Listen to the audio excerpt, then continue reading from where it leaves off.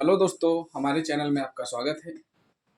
आज हम आपको अपने इस वीडियो के माध्यम से मृत्यु समीक्षा कार्रवाई भाग 2 में बताएंगे कि कैसे कार्रवाई की जाती है, किन किन पुलिस अधिकारियों के द्वारा मर्ग इंटीमेशन लिखा जा सकता है। ये सारी चीज़ें हम इस वीडियो में आपको बताएंगे। पिछले वीडियो में हमने मृत्यु समीक्षा के बारे में बताया था और कैसे क्या स्थितियाँ उत्पन्न होती ये भी हमने बताया था।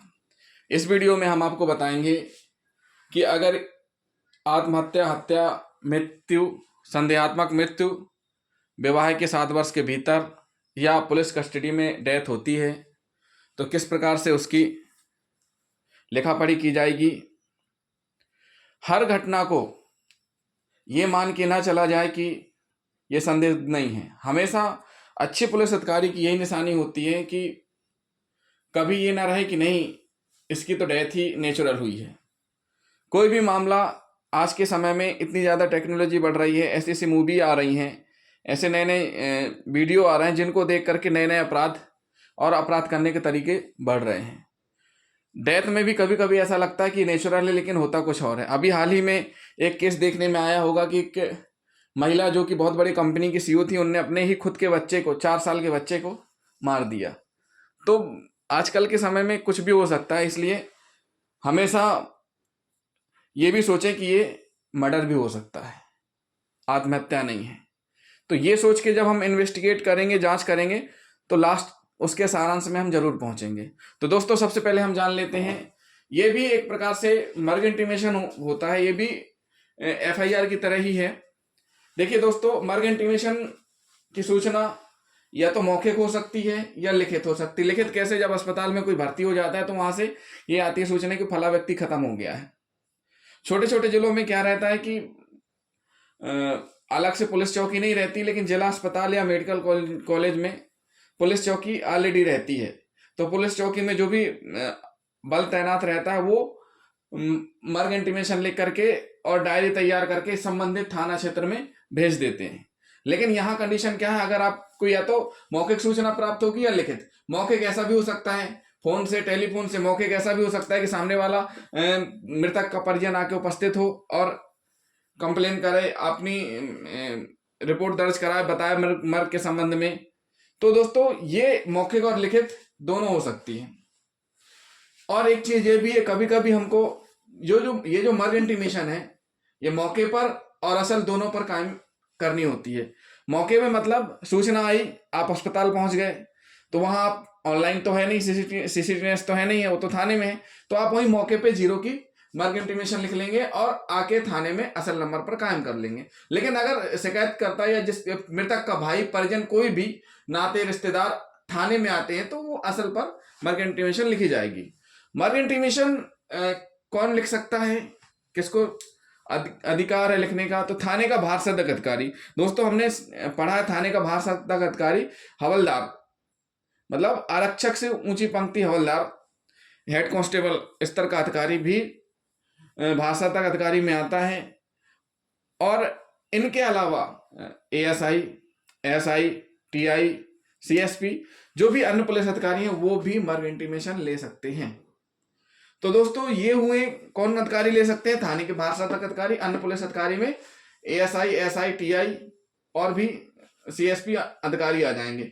मर्ग इंटीमेशन जैसे ही एफआईआर की कायमी होने के बाद विदिन 24 घंटे के अंदर हमको कहाँ भेजना पड़ता है? न्यायालय भेजना पड़ता है। ऐसे मर्ग इंटीमेशन कायम होने के बाद कहाँ भेजना पड़ता है? संबंधित एसडीएम कोर्ट में। दोस्तों, एक बात और हम आपको बता दें, कुछ कंडीशनों में मर्ग इंटीमेशन की कायमी या तो हम उनकी मजिस्ट्रेट की निगरानी में करते हैं, या फिर मर्ग इंटीमेशन कायम होने के बाद नक्शा पंचायतनामा या आगे की कार्रवाई जिला मजिस्ट्रेट, उपखंड मजिस्ट्रेट या कार्यपालिक मजिस्ट्रेट, इन सबके द्वारा की जाती है। लेकिन नियम ये कहता है कि आप संबंधित जो भी कार्यपालिक मजिस्ट्रेट है उनको सूचना देंगे और उनसे कहेंगे कि आप अपनी उपस्थिति में आकर के संपूर्ण कार्रवाई करवाएं। अगर वो उपस्थित नहीं हो पा रहे हैं सभी केसों में, तो उनके द्वारा यही कहा जाएगा कि ये कार्रवाई आप करें। तो दोस्तों, हम उनको एक प्रति इसलिए देते हैं क्योंकि हम उनको अवगत करा चुके होते हैं कि भाई यहां पर ऐसी घटना हुई है, आप उसका निरीक्षण करें, सारी चीजें करें। क्यों? क्योंकि फाइल, मर्ग की फाइल कौन करता है? क्लोज फाइल क्लोज एसडीएम ही करते हैं, मर्ग क्लोज कौन करते हैं? एसडीएम करते हैं। जैसे खात्मा खारिजी क्लोज कौन करते हैं?